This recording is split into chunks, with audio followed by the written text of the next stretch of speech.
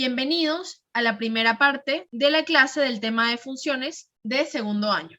En esta oportunidad vamos a estudiar los temas que se ven en pantalla, los cuales son el término de conjuntos y las relaciones entre conjuntos, la definición y también las partes de una función. También veremos la definición de una función numérica y por último los tipos de funciones que existen.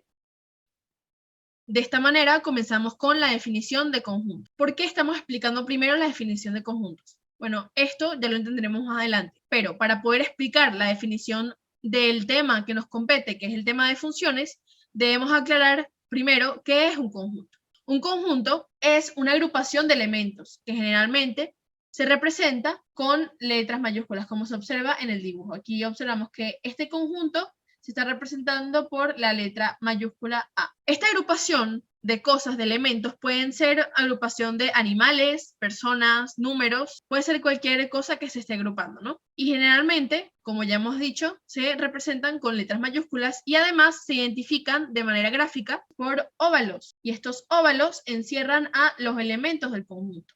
En este ejemplo que vemos en pantalla, estamos observando el conjunto A que agrupa a los elementos vaca, caballo, perro y gato. Además de este método de representación gráfica, que es la representación mediante un óvalo al conjunto que encierra a los elementos, también podemos representar a este mismo conjunto A encerrando a sus elementos en llaves. Entonces tenemos que A es igual a vaca, caballo, perro y gato. Es decir, que el conjunto A tiene como elementos a el elemento vaca, caballo, perro y gato. Es decir, este conjunto está compuesto por animales.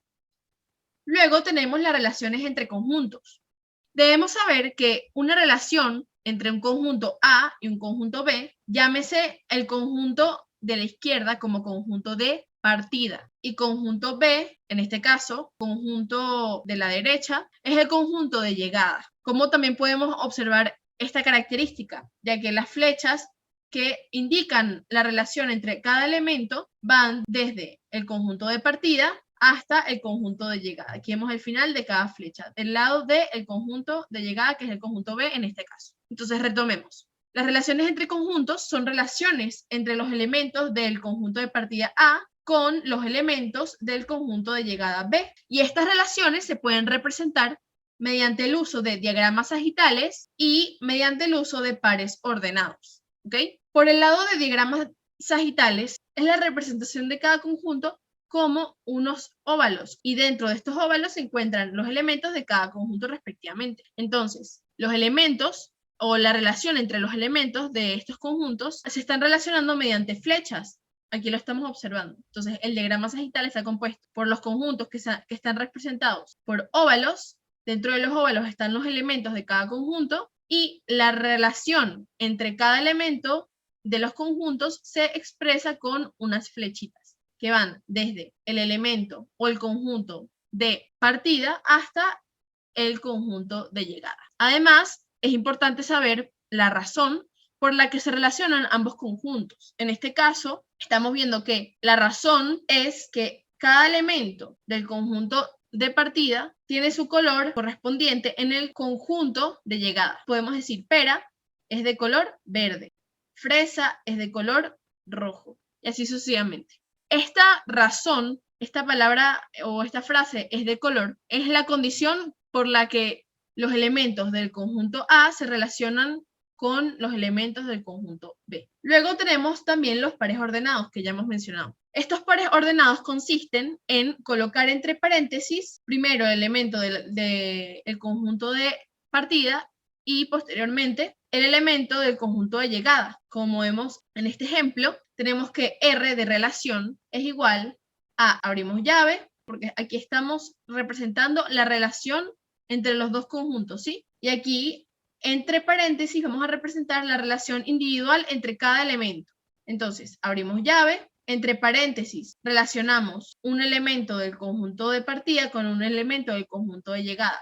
En este caso, pera y verde. Posteriormente relacionamos fresa y rojo de la misma manera. Luego relacionamos banana con amarillo y finalmente uva con morado. Y cada relación de cada elemento se separa con punto y coma, como vemos en pantalla. Entonces, esta relación está representada por lo que se encierra en llaves y lo que se encierra en paréntesis. Ahora bien, ¿qué es una función? Bueno, debemos saber que una función es una relación entre conjuntos, pero debe presentar las características que se muestran en la pantalla. Primero, cada elemento del conjunto de partida se relaciona con un único elemento del conjunto de llegada. Es decir, un elemento del conjunto de partida no puede tener o no puede estar relacionado a más de un elemento del conjunto de llegada. Y la segunda característica es que todos los elementos del conjunto de partida están relacionados con algún elemento del conjunto de llegada. Es decir, no puede haber un elemento del conjunto de partida sin un elemento relacionado a él en el conjunto de llegada. Además, tenemos que las funciones están compuestas por diferentes partes que podemos identificar como la primera, función de A en B. La función de A en B es la condición que ya hemos explicado anteriormente, en este caso aplicada a una función. Luego, el dominio son todos los elementos que están comprendidos en el conjunto de partida, en este caso el conjunto A, y se representa como dom f, que quiere decir dominio de la función f. Luego tenemos el codominio, y este codominio representa a todos los elementos del conjunto de llegada, que en este caso es el conjunto B, y se puede identificar como codom f, que quiere decir codominio de la función f. Posteriormente tenemos la imagen, y la imagen representa los elementos del codominio que se obtienen al aplicar la función. Como vemos en el ejemplo, los elementos que pertenecen a la imagen son rojo, amarillo, verde y morado. Y el rango, finalmente, representa el conjunto de imágenes que se obtuvieron al aplicar la función. Es decir, las imágenes son rojo, amarillo, verde, morado. Pero el rango representa a todas las imágenes. Es decir, es el conjunto de imágenes. Y este conjunto de imágenes se representa de esta forma, rango de la función. El rango de la función está comprendido por rojo, amarillo, verde y morado. Y luego el codominio, como ya hemos visto antes, representa a todo el conjunto de llegada. Es decir, representa a el rango de la función más los elementos que no han sido relacionados, pero que pertenecen al conjunto de llegada, que en este caso es el fucsia. Ahora pasamos a la parte de función numérica. Debemos entender que una función numérica es un tipo de función, como dice el nombre, que toma en cuenta únicamente conjuntos numéricos. Es decir, el conjunto de llegada y el conjunto de partida van a estar comprendidos por elementos numéricos. Además, cada una de estas funciones numéricas van a quedar definidas por un procedimiento matemático para determinar las imágenes del conjunto de llegada. Es decir, para poder calcular las imágenes del conjunto de llegada, esto se va a tener que realizar mediante un procedimiento matemático. Y estos procedimientos matemáticos utilizan variables que pueden ser dependientes o independientes, ya hablaremos más de eso, y también constantes. Sabemos que las variables son elementos que pueden tomar cualquier valor entre los contenidos en un conjunto, claramente. Y luego tenemos que las constantes son valores que no cambian. Por ejemplo, una constante es el número 5, una constante también puede ser el número 0,5. Estos valores no cambian nunca, pero las variables pueden cambiar entre un conjunto de valores. Y además hay dos tipos de variables. Están las variables dependientes o las variables independientes. En el caso de las variables dependientes, como su nombre lo indica, se refiere a aquellas variables que su valor depende de los valores que pueden tomar otras variables. Mientras que las variables independientes, como su nombre lo indica, son aquellas variables que su valor no depende del valor de otra variable. Si, por ejemplo, tenemos que la variable x representa a los elementos del dominio de una función numérica f, entonces se pueden definir las imágenes de la función numérica como f de x. Y esto es porque el resultado que vamos a buscar representa a la imagen de x. Al decir que x representa los elementos del dominio de la función, entonces estamos diciendo que x puede tomar cualquier valor entre los elementos que están dentro del conjunto de partida de la función. Entonces, las imágenes o el elemento correspondiente a cada elemento del conjunto de partida va a ser obtenido mediante la aplicación del procedimiento que ya hablamos anteriormente, el del procedimiento matemático. Y este procedimiento matemático es la función numérica f de x. F, entre paréntesis x, se lee como f de x. Por lo tanto, f de x va a depender del valor de x. Y x no depende de ningún valor. Por lo tanto, en este caso, x es la variable independiente y f de x es la variable dependiente. Para poder entender esto mejor, vamos a ver un ejemplo. Sea la función f de z en z, esto quiere decir, esto nos indica que el conjunto de partida contiene elementos comprendidos en el conjunto de los números enteros. Recordemos que el conjunto de los números enteros se representa con la letra z. Y también el conjunto de llegada contiene a números del conjunto de los números enteros.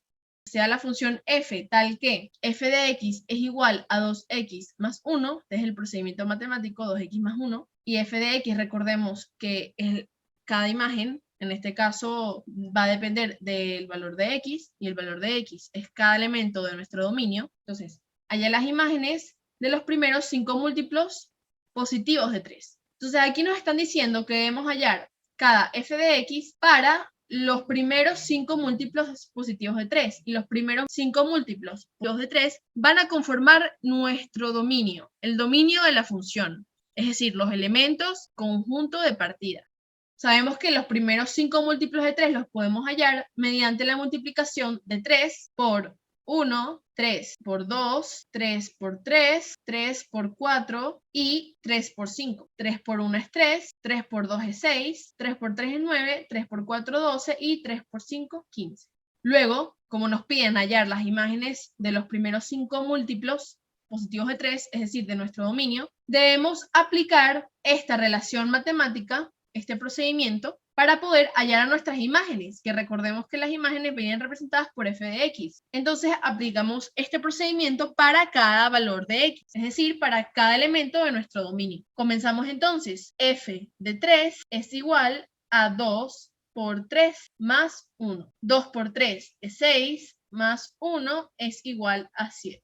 Tenemos el primer valor de nuestro rango. Recordemos que el rango es el conjunto de las imágenes. Entonces, f de 6 va a ser igual a 2 por 6 más 1. 2 por 6 es 12, más 1 es igual a 13. Luego tenemos que f de 9 es igual a 2 por 9 más 1. 2 por 9 es 18, más 1 es 19. Entonces, f de 9 es 19. Y a continuación, f12 es igual a 12 por 2 más 1. 2 por 2 es 24, más 1, 25. Y finalmente, 15, 2 por 15 más 1 es igual a 30 más 1. Y esto es igual a 31. Entonces, nuestras imágenes van a ser 7, 13, 19, 25 y 31. 7, 13, 19, 25 y 31. Y como vemos, este es el rango de la función, que recordemos que es el conjunto de las imágenes. Las funciones se pueden clasificar dependiendo de las correspondencias entre los elementos del conjunto de partida y los elementos del conjunto de llegada. Y esta clasificación se puede dividir en funciones inyectivas, funciones sobreyectivas o suprayectivas y funciones biyectivas. Una función inyectiva es aquella en la que cada elemento del conjunto de partida se relaciona con un único elemento del conjunto de llegada. Es decir, cada elemento del dominio de la función está relacionado con un único elemento del codominio. Y esto a su vez implica que dos elementos del dominio no pueden tener la misma imagen. Luego tenemos la función sobreyectiva o suprayectiva. Estas funciones son aquellas en las que todos los elementos del conjunto de llegada o codominio se encuentran relacionados con todos los elementos del conjunto de partida o dominio. Es decir, en este caso todos los elementos se encuentran relacionados, tanto en el caso del dominio como del codominio. Y luego está la función biyectiva. La función biyectiva es una mezcla de una función inyectiva y una función sobreyectiva. Es decir, esta tiene la característica de que dos elementos del conjunto de partida o del dominio no tienen la misma imagen. Es decir, cada elemento del conjunto de partida está relacionado con un único elemento del conjunto de llegada. Y además también tiene la característica de que todos los elementos se encuentran relacionados. Para poder ver esto de una mejor manera, aquí vamos a hacer unos ejemplos. Entonces, en este ejemplo nos pide determinar si las siguientes funciones son inyectivas, sobreyectivas o biyectivas. Esta es la primera función que nos están dando y nos quiere decir que se tiene la función de A en B con la condición que los elementos del conjunto A son el doble de B. Esa es la relación entre los elementos que se están relacionando en esta función. Entonces tenemos que el dominio está conformado por 4, 10, 14 y 22. Y el codominio está conformado por 1, 2, 3, 5, 7, 11 y 30. Sin embargo, recordemos que el rango de la función está conformado por 2, 5, 7 y 11, que son las imágenes de nuestra función. Entonces, recordemos según qué criterio vamos a escoger el tipo de función a la que pertenece esta relación. La función inyectiva nos decía que dos elementos del conjunto de partida no podía tener la misma imagen. En este caso, vemos que se cumple esta característica, ya que tanto 4, 10, 14 y 22 tienen diferentes imágenes en el conjunto de llegada. Pero ahora vamos a ver si se cumple las características de la función sobreyectiva para descartar o llegar a la conclusión de que esta función es una función biyectiva. La función sobreyectiva nos dice que todos los elementos se encuentran relacionados. En este caso, esa característica no se cumple, ya que vemos que algunos elementos del conjunto de llegada no se encuentran relacionados. Es decir, el codominio no coincide con el rango de la función, ya que 1, 3 y 30 no se encuentran relacionados y por lo tanto no están dentro del rango de la función. Por lo tanto, vamos a concluir que esta función, en este primer caso, es una función inyectiva. En este segundo caso, observamos que todos los elementos se encuentran relacionados. Vemos que no hay ningún elemento que falte por relacionarse. Es decir, el codominio, en este caso, tiene los mismos elementos que el rango de la función. Por lo tanto, podemos ver que cumple con las características de una función sobreyectiva. Ahora, vamos a ver si cumple con las características de una función inyectiva. A primera instancia se puede observar que no cumple con estas características, ya que tanto menos 2 como 2, que son elementos del dominio, tienen la misma imagen, que es 4. Al igual que menos 1 y 1, tienen la misma imagen, que es 1. Entonces, no es una función inyectiva. Por lo tanto, podemos concluir que esta función es una función sobreyectiva. Y en este ejemplo tenemos la función que está definida por f de x igual a x más 2. Y tenemos que todos los elementos del codominio están relacionados. Es decir, el codominio coincide con el rango de la función. Por lo tanto, es una función sobre... Y además, cada elemento del dominio o cada elemento del conjunto de partida tiene su imagen distinta. Por lo tanto, también es inyectiva. Y en este caso, sabemos que si cumple con las características de una función inyectiva y al mismo tiempo cumple con las características de una función sobreyectiva, entonces esta función es una función biyectiva. Hemos culminado con la clase de hoy. Más ejercicios como estos ejemplos que vimos en la clase se pueden encontrar en el problemario del segundo año en el tema 3, que es el tema de funciones. Muchas gracias por ver esta clase. Nos vemos en la próxima.